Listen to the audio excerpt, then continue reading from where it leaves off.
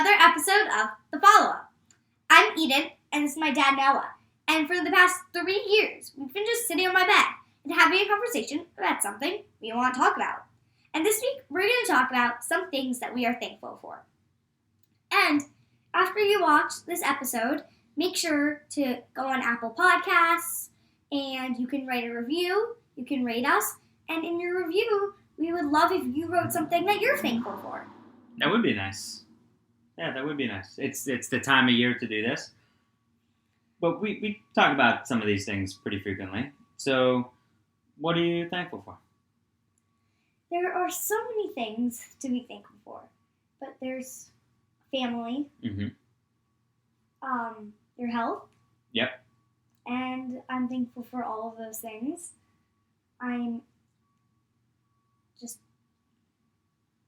There's just so many things. Well, sure. It's hard to put into words all of them. But we're doing a podcast, so you have to find the words to do that. Yeah. You can't just say, "Well, there's not words for it." So, all right. So, but I mean, look, you're not going to say I'm thankful for these 10,000 things, but you say family and your health. So maybe you can expand on that. Thankful for food and all that. Yep. That you have the necessities. Mm-hmm. Clothing, food, shelter. Food, yeah. Yep, for sure. Family. And that family is all adding on with health. Yep. That people are healthy. Yeah. I mean, we saw your great grandmother this weekend who's 97 years old. Yeah, that's pretty spectacular. It is. Yeah, and all your grandparents are in good health. Your parents are in good health. You're in, talking about you're in good health. Yeah, it's something to be thankful for. Mm-hmm. Certainly. Mm-hmm. And friends. Mm-hmm. And all those things, just friends, family, food, shelter, clothing. Yep.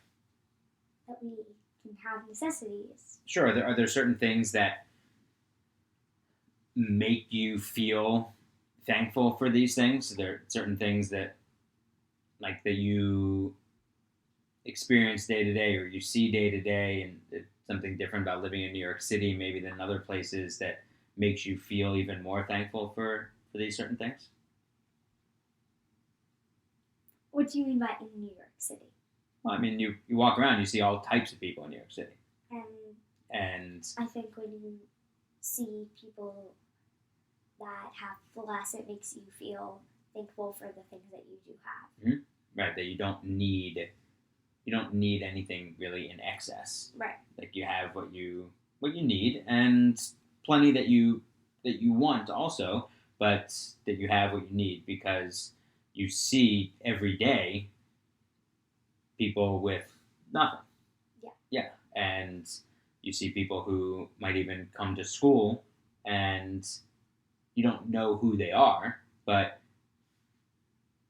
that's where they get breakfast every day. That's where they'll get lunch. If they weren't in school, they might not be eating breakfast or lunch. And I know that's a lot to even think about, and think about kids in your classroom, but that's a reality. Mm-hmm. Not just here, but other places too. But that's a reality. Yeah. So there are certain things. It's called having things put in perspective. That when something else happens, it makes you start to think a little bit more about your own life and what you have and what you're thankful for. I would just hope that as you, and even now, but as you get older, that you don't need those other things to put your life in perspective. That you build this perspective now, and that you can recognize what else is out there, what you have, certain experiences or opportunities you might have. And it kind of goes back to a conversation we had a long time ago about handling disappointment. That yes, it's natural to be disappointed in certain times, and to show your emotions that way. But it's also important to, okay, I'm disappointed, show some emotions, but then step back, think, all right, I'm going to be able to do it maybe next week or in 2 weeks or It's just this one opportunity. Yes, I'm disappointed, but let me think about this and try to put it in perspective and think, all right, I understand that I can't go to this event, but it's not the end of the world because of X, Y, and Z. So it's that type of perspective can build gratitude and you can have that feeling of thankfulness. What about you? What are some things you're thankful for?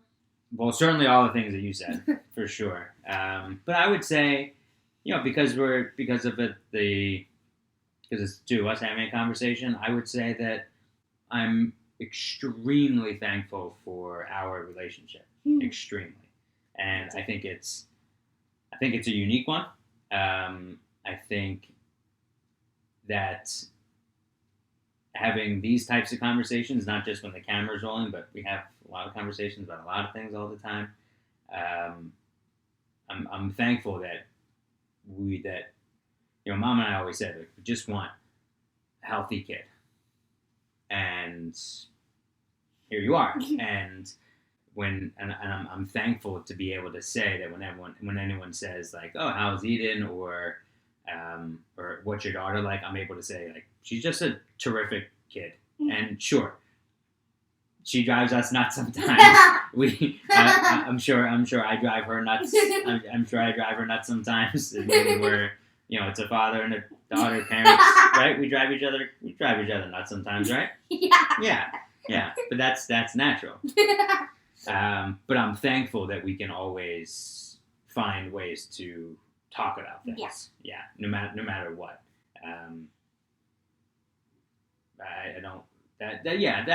I am so thankful to be able to see you every morning. I'm so thankful to be able to sit down and have dinner together, and we get to do that we get to do a ton of things together as a family. Yeah, for sure. Yeah, it's great. I'm thankful that the three of us are as close as we are, and that you also recognize, I think for the most part, like how hard Mom and I work at parenting to like not screw you up. Because it's parenting is really, really hard. It's really, really stressful, because there's like, we're responsible for you. So I'm thankful that you seem to, for the most part, for as much as you can at your age, to get it. Yeah. And I'll be thankful tonight to be able to put you to bed, and I'll be thankful in the morning when I get a kiss when you wake up. Yeah. Me too. Well, I love you. Love you. That was nice. That was nice. Yeah. We didn't ask too much.